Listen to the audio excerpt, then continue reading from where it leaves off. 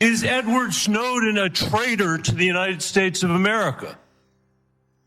That is not a hard question to answer when the stakes are this high. Our senators are a joke. The traitors to the United States of America are sitting in Congress, okay, fattening their bank accounts through insider trading that ordinary Americans would go to prison for a very long time, okay? The traitors to America and Americans are the corrupt politicians who provide cover for a corrupt government that indiscriminately spies on Americans, even when they've done absolutely nothing wrong. Okay, it's disgusting to see the bipartisan agreement on this issue and the fact that they think they're so high and mighty, as if they're not traitors to the American people when they're elected to serve the best interests of the American people, but they consistently do the opposite. If I was in Tulsi's situation and they asked me, is Edward Snowden a traitor? Easy answer. Hell no. You authorizing spying on Americans illegally, you're the traitor. You're the actual enemy. And the reason why you're so mad at Edward Snowden is because he let us know that you're the actual enemy. Because he told us what you wouldn't tell us, that you were spying in on us. That's unconstitutional, it's illegal. And then you guys afterwards said, oh yeah, we want to do it anyway. And Edward Snowden's such a bad traitor for trying to protect your constitutional rights. No, he's not. Absolute American hero. It's the senators that are the goddamn problem. And look at the Uniparty. All of a sudden they're unified. No, spy on the plebeian masses. How dare you support a whistleblower telling you to protect your constitutional rights? These guys, and by the way, if you're a Democrat, also the same thing for you. Those Democratic senators are saying, let's go spying. Yay, spy on Americans. As a left-winger, you should despise that.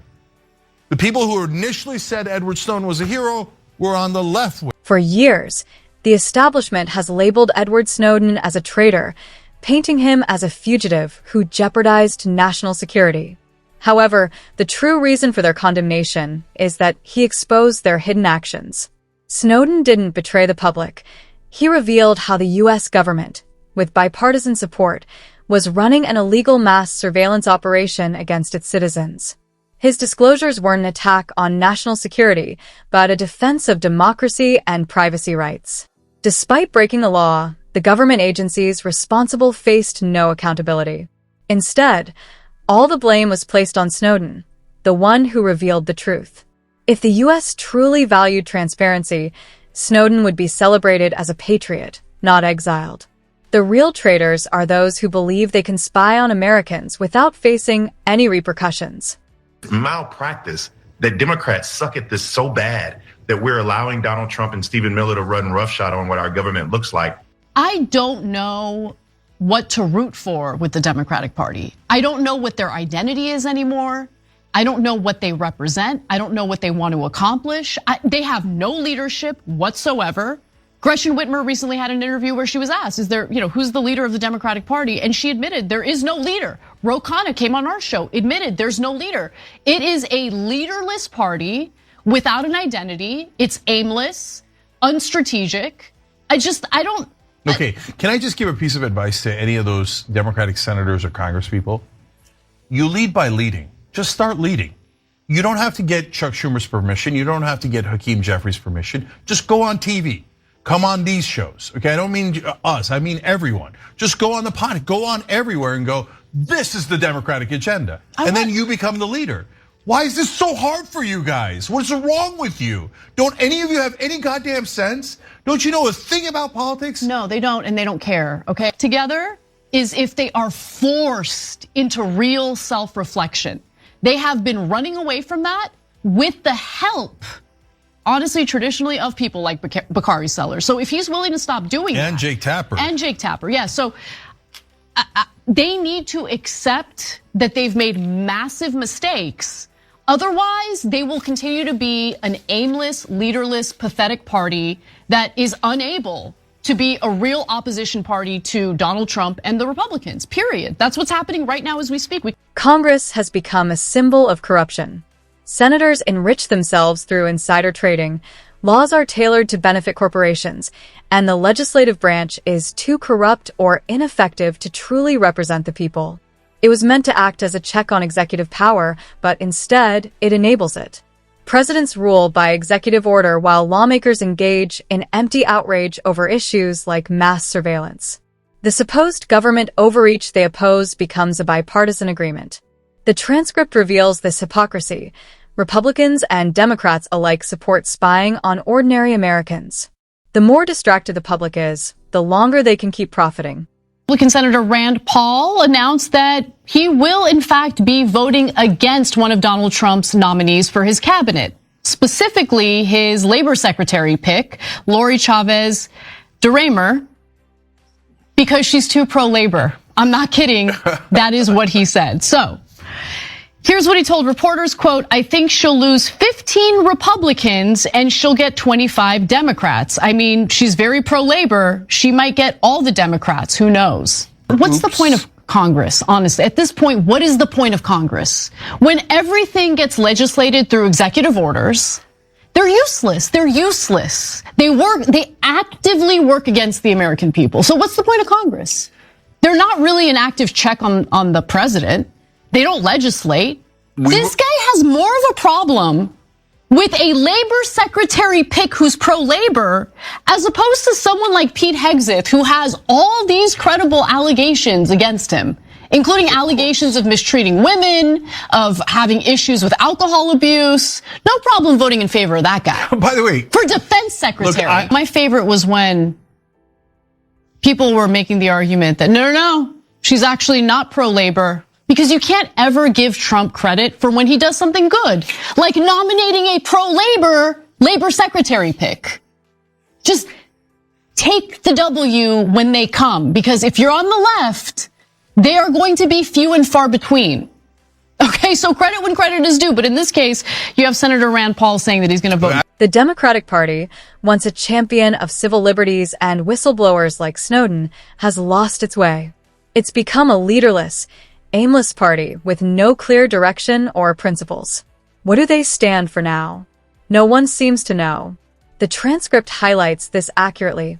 A party without vision, without courage, and without conviction. The left once opposed corporate exploitation and supported civil rights, but now, in pursuit of political gain, those values have been discarded. The result is an identity crisis so severe that even party members acknowledge there's no real leadership. This void has allowed figures like Donald Trump to dominate, with right-wing populism filling the gap left by Democrats' failure to lead.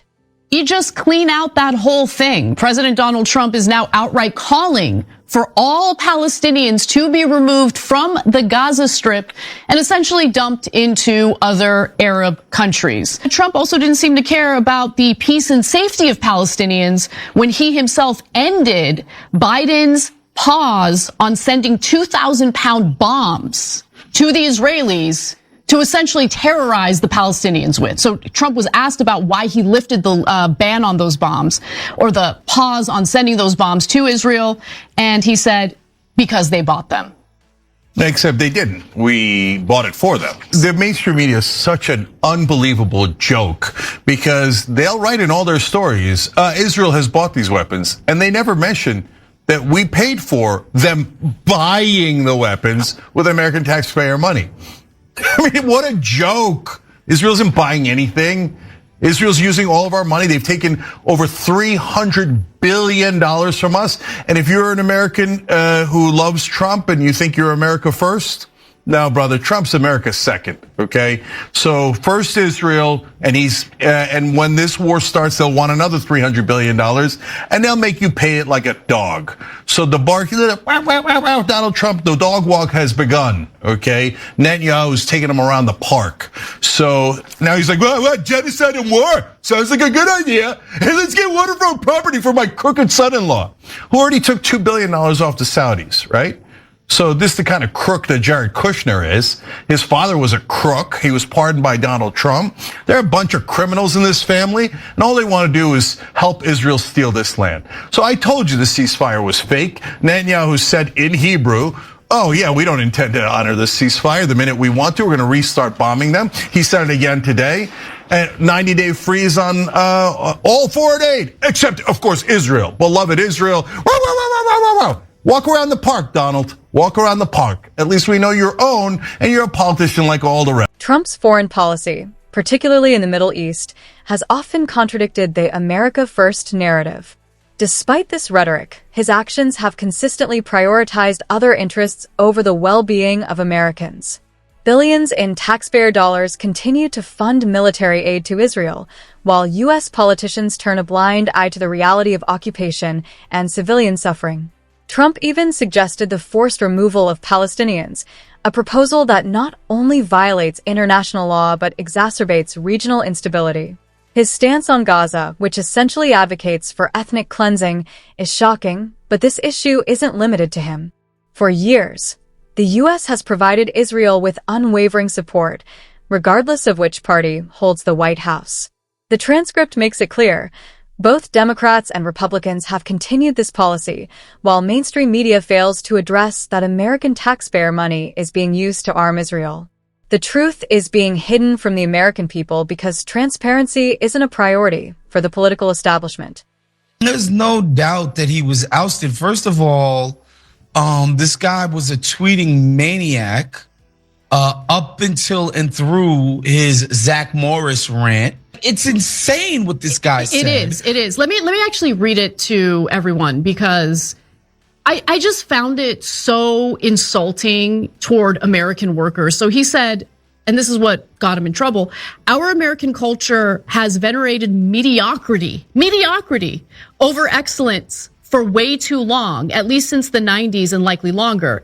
That doesn't start in college, it starts young. A culture that celebrates the prom queen over the math Olympiad champ or the jock over the valedictorian will not produce the best engineers. So in other words, telling Americans, your culture is all wrong, you're lazy, and we have no choice but to bring in foreign workers because otherwise nothing would get done. So Charlemagne asked what Ramaswamy thought about the reaction, especially from the right, to his post. Let's hear what he had to say. Nah, he's done. He's done. I had not seen that. Victimhood? Okay, look, no, that's gonna set my ass off. Are you kidding me right now? Victimhood? So explain to me how American workers, okay, we're talking about engineers, high-skilled workers who took their asses to four-year institutions, took out a ton of debt in order to get that degree so they qualify for these jobs. Explain to me how it's victimhood to call out the unfairness of this system when Silicon Valley CEOs would rather import foreign workers, undercutting American workers in order to save money on labor, because that's what's happening. How is it victimhood to call that out? Man, he is. You know what? I commend MAGA for pushing him out. I do. And here's the other thing about Vivek Ramaswamy. He's always rubbed me the wrong way, and I couldn't quite figure out what it was about him. And it's the inauthentic nature of everything that comes out of his mouth. He's so insincere. He's so inauthentic. It's so gross. So you know what? I bask in the fact that he has been pushed out of MAGA. And like the idea that he's running for a governor position. Both political parties are complicit in undermining American workers. While the Democratic establishment hides behind diversity rhetoric, their policies continue to benefit big business at the expense of the working class. The transcript makes it clear, Silicon Valley, Wall Street, and their political allies exploit cheaper foreign labor under the guise of meritocracy, leaving American workers, many burdened by years of education debt, struggling to compete. Concerns about job loss are dismissed as victimhood, and the assault on domestic labor is a bipartisan effort. Republicans push for deregulation and policies that favor corporations, while Democrats offer empty rhetoric that masks their complicity. This exploitation, framed as diversity and inclusion, leads to a race to the bottom. Corporations win, while American workers lose. And when workers speak out, they're labeled as complainers. The transcript exposes this hypocrisy. Speaking out against exploitation is not playing the victim, it's fighting for fairness. Ironically, the very politicians claiming to support working families are the ones selling them out.